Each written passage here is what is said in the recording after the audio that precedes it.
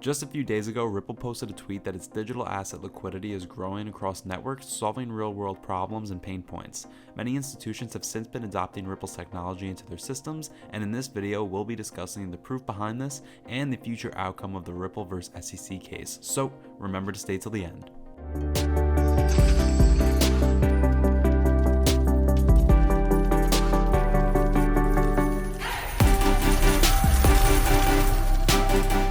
Hello and welcome to ABCrypto. If you're new to our channel, just hit the subscribe button below and hit the notification bell to receive any new video updates. You can also follow us on TikTok at _ABCrypto_, and if you want to read some more about today's topic, you can get the links down in the description below. But without further ado, let's get into it. Many have had negative opinions about Ripple, that it's headed nowhere and that it would eventually lose the case. What most are forgetting is that the current market price for Ripple is completely different compared to the past few years. It's quite clear that in the long-term span of crypto, we're going to see things take a turn for the best, with almost every institution trying to adopt Ripple into their systems. XRP posted a tweet saying that the world of money is going to do the right thing and drive innovation, and that almost everything that has been happening right now within crypto is centered around cheaper, faster services that are also providing instant settlement. When we address the things that happen throughout the entire market, you will realize that everyone is focused on ISO 2022 or focused on the Ripple SEC lawsuit or the drop in Bitcoin.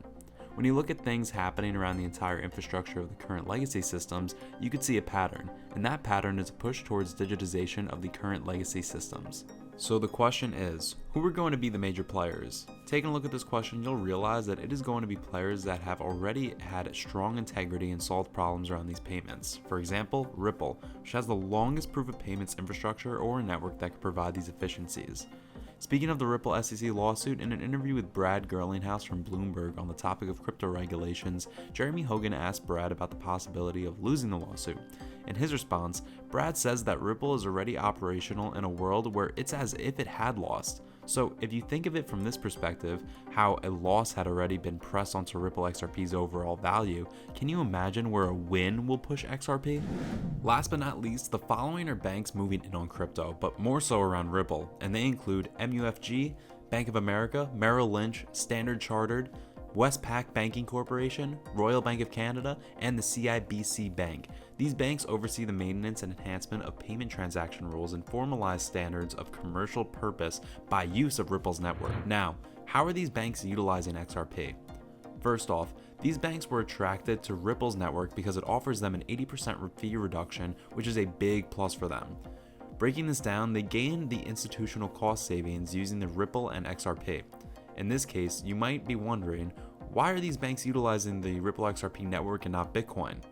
The answer is that they can't get the 42% savings by utilizing the Bitcoin's network, and not only that, but also in the institutional payment infrastructure cost, again the banks can save 60% of the cost.